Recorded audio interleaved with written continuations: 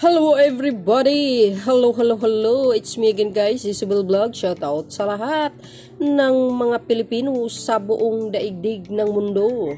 It's me again guys. Ayan, mayroon tayong upload videos sa inyong lahat. Ito po guys ang pre-departure na kung saan ang Pangulong Marcos Jr. ay maglalakbay naman sa buong mundo mga kababayan.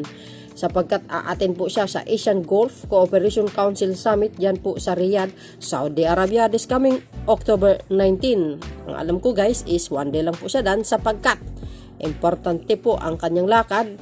Alam nyo naman po guys, ang sideline ng Pangulo, bukod po sa mga importanteng pag-uusapan, natural, makipagkita siya sa mga malalaking businessman ng mga Arabo dyan. At nabanggit niya po ang Maharlika funds, parang dadalhin niya doon agoy. So yan, maghanap na naman ng trabaho para lalong lalago ang ekonomiya ng bansa. At bago kayo nyo panoorin para kompleto detalyado, don't forget guys to subscribe, hit the button bell and likes, comment section para sa ekonomiya natin. Ayan, salamat po sa inyong watching. Stay safe and God bless Philippines. Bye. Baboos! We have here today Department of Foreign Affairs Assistant Secretary for the Office of ASEAN Affairs, Daniel Espiritu, to discuss details about the upcoming ASEAN GCC Summit and other activities in Riyadh. Good morning, ASEC Espiritu. Yeah, good morning, Daphne. Go ahead. And good morning also to our Malacanang press corps. Hi. It's a pleasure to be with you again. Okay, Can we start? Okay, as Daphne said, the President will be participating at the first ASEAN GCC Summit, which will be held in Riyadh at the Ritz-Carlton Hotel on October 20, 2023. It will be a short affair. It's just a one-day meeting, but it will be preceded by a Filipino community meeting, hopefully in the morning of the same day, October 20. So the President will fly in on October 19, and then he will be leaving the venue right after the dinner on October 20, right after the summit. So it will be very fast, no? Parang more than 24 hours lang na stay there. And the meeting will be very focused, and the activities will be very focused, because aside from the meeting proper itself and the PhilCom meeting, they're also planning to hold a business roundtable with Arab businesses together with the Ministry of Investments of Saudi Arabia. But I cannot give you so much details on this yet because these meetings are still being finalized. Now, there are also planned bilateral meetings with Saudi Arabia as well as with Bahrain.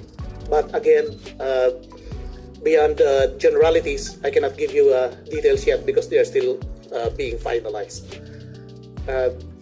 Suffice it to say that the probable bilateral meeting with Saudi Arabia could focus on the 54 years of diplomatic relations between the Philippines and Saudi Arabia. And that one with Bahrain could also focus on the 45th anniversary of the diplomatic relations between the two countries. Of course, part of the discussion could be the presentation of the Maharlika Fund to the Kingdom of Saudi Arabia. Wow. And its businesses. Again, the protection of our nationals abroad, especially in terms of labor reforms being proposed in the Kingdom of Saudi Arabia, and Arab assistance to the development of our BARM, the autonomous region, Bansa autonomous region in Mindanao. Now, to focus on the summit proper itself, it will be just a one-day affair on the 20th, and it will primarily be about the endorsement of the framework of cooperation between ASEAN and GCC. The relations between ASEAN and GCC dates back to 1990, but this is the first summit, and we intended this time to intensify cooperation between these two regional organizations because the cooperation has not yet been optimized yet. Now, it's very important because the GCC is composed of highly developed Arab economies, and at the same time, they are petrochemical powerhouses and as well as hub and logistics economies. Now, they can help ASEAN in addressing energy and food security. Energy security because they're petrochemical powerhouses, but also food security because some of the countries there, especially Qatar, are among the largest producers of fertilizers, and they can fill up the slack or the deficit on the ASEAN side. At the same time, since among the main features of the geopolitical disruption in the past 2 years have been the disruptions in the supply chain, since most of these hub economies are advanced in terms of operations of supply chains and ports and shipping and connectivity, they could very well help ASEAN in the problems with supply chain disruption the past several years. Now, during the meeting, they will also discuss regional and international issues. So among those would definitely be the current developments in the Middle East. But we have to remember that these countries are not exactly directly involved in the conflict. So probably the discussion will dwell on generalities on this. Focus will be given more on the endorsement or the noting of the framework of cooperation between ASEAN and GCC for the years 2024 to 2028, as well as on the joint statement of the summit. I guess I'll stop there for now. It will be very fast anyway. So, yes, please. Go ahead, Maricel Halili, TV5. Hi sir, magandang umaga po. Sir, bakit po ganun lang kaikli yung pagbisita ni Presidente sa Saudi? Kasi para lumalabas na overnight lang, no? Kasi we Yes. thought at least mag-start siya ng November 18. So hindi po ganun yung nangyari. Well, ang difference kasi nito sa iba nating summits is that most of our other summits are composed of several meetings. And in fact, most of them usually start with a senior officials meeting and a ministerial meeting. And usually naman, isang araw lang or maximum of 2 araw yung the ones involving the president. No? But this time, yung SOM meeting, nauna na sa amin among ASEAN, and then hindi na tinuloy yung ministerial meeting. Nagkaroon naman ng pagpupulong on that sa side ng UN noong September. So, mas minabuti na tutukan na lang yung pagpupulong ng mga leaders. No? And as I said, medyo nasa nascent stage pa tong cooperation between ASEAN and GCC. No? So, actually, the importance of this meeting is that it will set the tone for the forward movement of this cooperation between GCC and ASEAN. So, hindi kasi ito hindi ito as active as the other cooperation partners. So, ngayon, we're going to make it more active by focusing on political security, economic, and socio-cultural collaboration.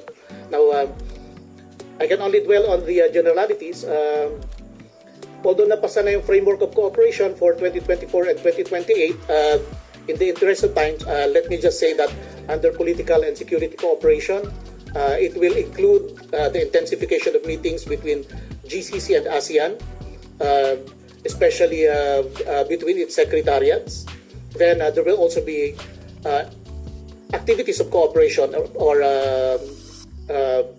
areas of cooperation on counterterrorism and transnational crime. Cooperation between the GCC pole and the ASEAN pole, that is the parang Interpol ng ASEAN and the GCC. So these are the areas na pagtutulungan, including anti-piracy. Because if you look at it, these two regional areas are actually astride the two most important sea lanes of trade and communication in the world. You know, the Arabian Sea, which includes the Suez Canal and the Red Sea, as well as the Persian Gulf, and then the South China Sea, both of which are actually the avenues for more than half of global trade, no, and shipping. Now, so both are very important for the stability and for the stability of international commerce, and from that derives the continued prosperity not only of their regions, of the GCC region and the ASEAN region, but also of the rest of the world. Kasi most of the trade of the rest of the world passes through these two international sea lanes or sea gates. So that's very important for us that we have this cooperation on security. And at the same time, as I said kanina, since these are petrochemical powerhouses, GCC can assist ASEAN in addressing our energy security needs. And of course, food security needs. As sabi ko kanina, among the countries here, especially Qatar, produce fertilizers. And then these are hub economies. And actually, these countries are awash in terms of investment funds that we can use in the region. Asik Espiritu, thank you for explaining the significance of the relationship between the Gulf economies and ASEAN. I'm just wondering, why is this the first summit between the two, considering they've had a relationship since 1990? Yeah, that's true. It seems that since our relationship started in the 1990s, we were so engrossed with community building activities. If you will look at it, even ASEAN only achieved what we can call a community status in 2015. No? And even then, the economic integration in ASEAN is not yet perfect. We're still far, far from the usual model, the European Union model.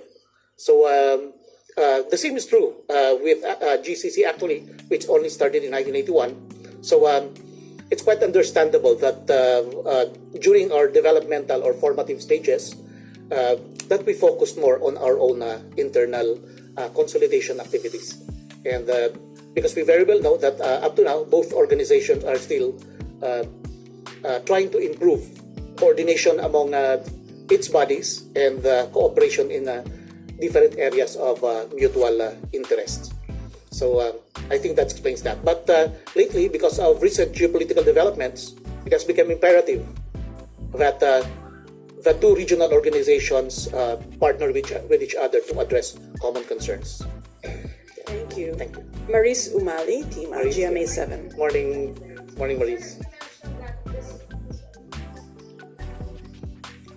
Okay. Good morning, sir. You mentioned that this will also help assist in our energy and food security needs. Does this mean that after this summit, we'll be expecting more rollbacks rather than price hikes in terms of petroleum products? Because one of the causes of threats to transport strikes, including the one that we're having today, is because of the continuous price increases in petroleum products. Okay, actually we're going far, far ahead now. Because so far we're only, at this point, we're still talking of possible cooperation on supply activities. But anyway, indirectly, yes. Because among the, of course, the basic root of the high energy prices are, of course, shortages and instability in the region. If the two regional organizations can cooperate on that and assure each other continued and reliable supply in spite of what we call the vicissitudes of energy economics and geopolitical instabilities, then we can more or less assure each other of, or we could rather assure ASEAN of continued and consistent volume of supply throughout the year. Now, with that, we can mitigate the higher prices of oil in ASEAN. Yeah. Okay. Left Narciso, DCRH. Good morning, sir. Good morning. You mentioned about labor reforms as part of discussion sa bilateral meeting with Saudi. Will the President follow up on settlement of the unpaid salaries of more than 10,000? Actually, that is in the agenda. Yeah. Thank you.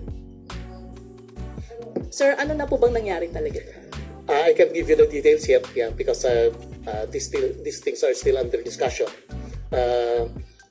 But it will be part of the bilateral discussion, bilateral meeting between Saudi Arabia and the Philippines. Yeah. Probably as for the more finer details of these issues, you can address your questions to Umuano. Every once in a while, may regular briefing at the DFA. Yeah. Okay. Thank you very much. Okay, it will be a very lean group. Most of them working level. Of course, the President and the officials of the Department of Foreign Affairs and the Department of Trade But of course, it will also include the support group of the president, but it's much smaller than the previous months because napakaiksi nga naman ang biyahe. And, most probably, yeah. Anyway, nandyan naman sila palagi when it comes to workers' issues. Yes, as I said kanina, there might be a business roundtable, but these are still being finalized. Okay, thank you very much. One last question. May Okay. effort po ba para dun sa kaso naman ni Marjorie Garcia? I don't have a detail on that, but that could be. Kasi, as I said, kasama yung assistance to nationals and protection of our migrant workers sa agenda. All right. Thank you very much, Okay, thank you, guys. Malacanang Press Corps, and thank you so much, Assistant Secretary Danielle Yeah, my Espiritu. pleasure, definitely. Thank you.